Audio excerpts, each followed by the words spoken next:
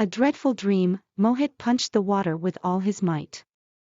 The salt water splashed on his face and was indistinguishable from the sweat dripping from his face. Near him, several people were screaming and calling out the names of their dear ones. But had he ensured that his dear one was safe? He spread his hands wide like a flying bird and lay flat on the water. The neon-colored life jacket around his waist kept him afloat. Like a log swaying up and down with the waves, he lay afloat, hoping that the water would swallow him. He cursed himself for his psychic powers. Everything had happened in a flash. He screamed his wife's name, hoping that the wind would take his warning to her. Swimming in the endless ocean, he thought about the previous night when the dreadful dream had occurred. It was 9 p.m. Mohit had just entered his single-bedroom flat at Sydney after a long day's work. He made himself some toast and sat in his balcony with a glass of raspberry juice. The park in front of his flat that brimmed with kids in the evening was now an arena for couples.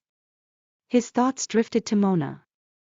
She would be asleep at their home in Delhi. It had only been 6 months since their marriage and he had left to Sydney for an official project.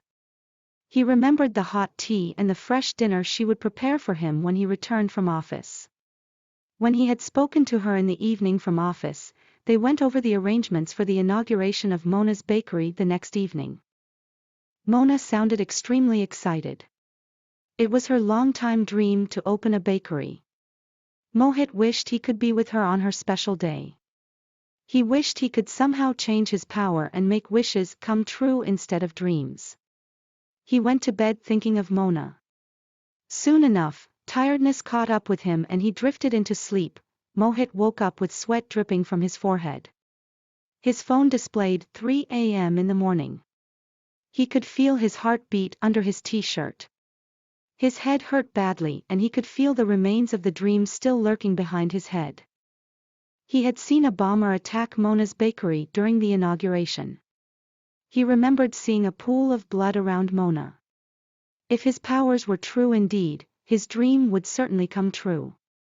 He wanted to ring up Mona, but she would never understand. Last time when he had dreamt about his dog biting him and feared it would come true, she scoffed at him saying he was behaving like a kid. Come on. Look at Bushy, he's so lovely. Why would he bite you? And stop fretting over your dreams, she had said.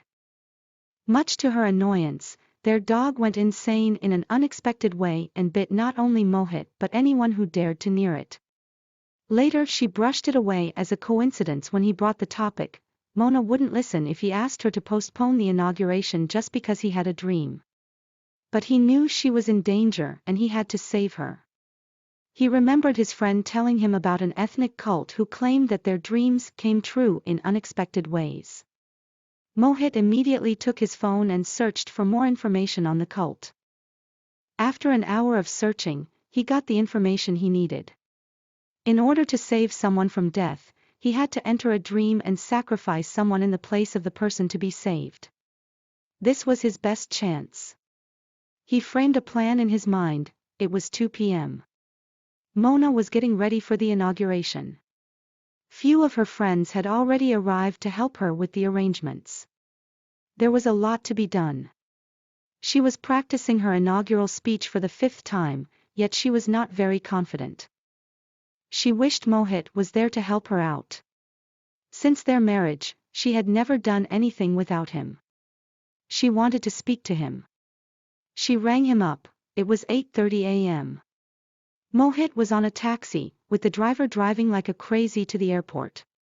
He had booked a ticket to Delhi in the next available flight at 9 a.m., and he was determined to catch it. The nearer the incident, the more difficult it is to change it. He was already short of time.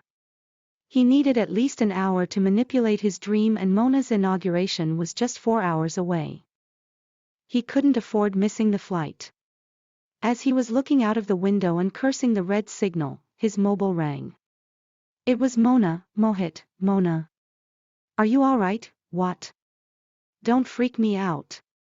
Of course, I am all right, Mona. Listen, I am really scared, Mohit. I have never faced such a huge crowd without you. Can you help me with the speech? I just wrote it down, Mona. I want to keep listening to every word of yours, and for that very reason I need to hang up now. I will call you later, Mona. All the best with your speech.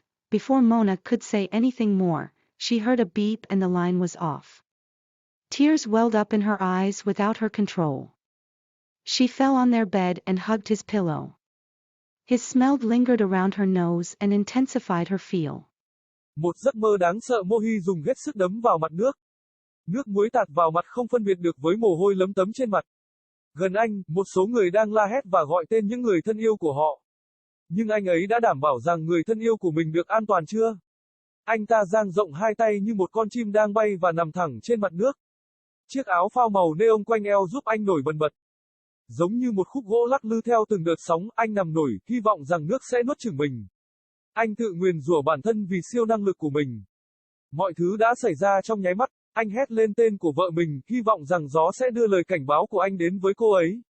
Bơi trong đại dương vô tận, anh nghĩ về đêm hôm trước khi giấc mơ kinh hoàng đã xảy ra.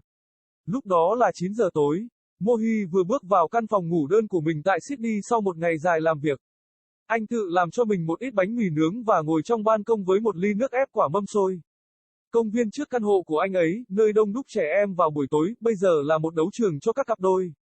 Suy nghĩ của anh trôi về phía Mona, cô ấy sẽ ngủ tại nhà của họ ở Delhi, chỉ mới được 6 tháng kể từ khi họ kết hôn và anh ấy đã đến Sydney cho một dự án chính thức.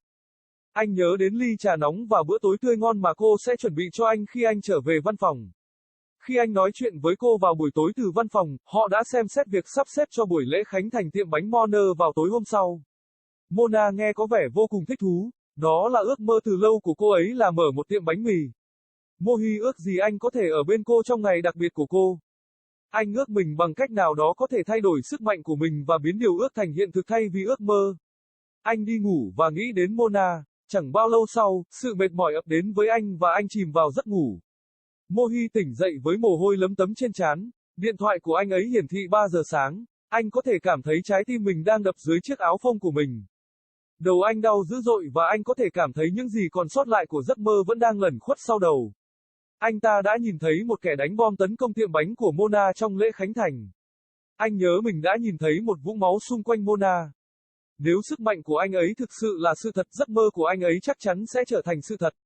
Anh muốn gọi cho Mona, nhưng cô sẽ không bao giờ hiểu được. Lần trước khi anh mơ thấy con chó cắn mình và lo sợ điều đó trở thành sự thật, cô đã chế giễu anh và nói rằng anh cư xử như một đứa trẻ. Nào, hãy nhìn Busi, anh ấy thật đáng yêu. Tại sao anh ta lại cắn bạn? Và đừng lo lắng về những giấc mơ của bạn. Cô ấy đã nói, trước sự khó chịu của cô, con chó của họ phát điên một cách bất ngờ và cắn không chỉ Mohi mà bất cứ ai dám đến gần nó. Sau đó cô gạt đi như một sự tình cờ khi anh đưa chủ đề này đến. Mona sẽ không nghe nếu anh yêu cầu cô hoãn lễ nhậm chức chỉ vì anh có một giấc mơ. Nhưng anh biết cô đang gặp nguy hiểm và anh phải cứu cô. Anh nhớ người bạn của mình đã kể cho anh nghe về một giáo phái dân tộc người đã tuyên bố rằng giấc mơ của họ đã thành hiện thực theo những cách không ngờ. Mohi ngay lập tức lấy điện thoại của mình và tìm kiếm thêm thông tin về giáo phái. Sau 1 giờ tìm kiếm, anh đã có được thông tin mình cần. Để cứu ai đó khỏi cái chết, anh ta phải nhập một giấc mơ và hy sinh một người thay cho người được cứu. Đây là cơ hội tốt nhất của anh ấy. Anh ta đã định sẵn một kế hoạch trong đầu. Đó là 2 giờ chiều. Mona đã sẵn sàng cho lễ khánh thành. Rất ít bạn bè của cô đã đến để giúp cô sắp xếp. Có rất nhiều việc phải làm. Cô ấy đang thực hành bài phát biểu nhậm chức lần thứ 5, nhưng cô ấy không tự tin lắm. Cô ước Mohi ở đó để giúp cô. Kể từ khi kết hôn, cô chưa bao giờ làm bất cứ điều gì mà không có anh.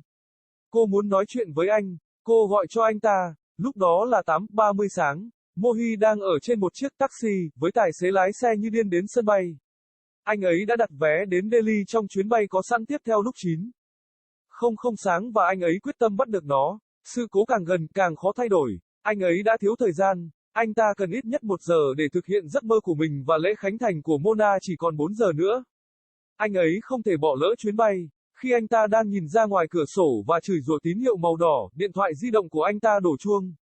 Đó là Mona, khỉ thật. Mona, bạn ổn chứ, gì? Đừng làm tôi khó chịu. Tất nhiên, tôi không sao. Mona, nghe này, tôi thực sự sợ hãi Mohi. Tôi chưa bao giờ phải đối mặt với một đám đông khổng lồ như vậy mà không có bạn. Bạn có thể giúp tôi với bài phát biểu được không? Tôi chỉ viết nó ra, Mona. Tôi muốn tiếp tục lắng nghe từng lời của bạn và vì lý do đó mà tôi cần phải dập máy ngay bây giờ. Tôi sẽ gọi cho bạn sau là Mona. Tất cả những điều tốt đẹp nhất với bài phát biểu của bạn. Trước khi Mona có thể nói gì thêm, cô nghe thấy một tiếng bíp và đường dây đã tắt. Nước mắt cô trào ra mà cô không kiểm soát được. Cô ngã xuống giường của họ và ôm lấy chiếc gối của anh. Mùi của anh quanh quẩn trong mũi cô và khiến cô cảm thấy mãnh liệt.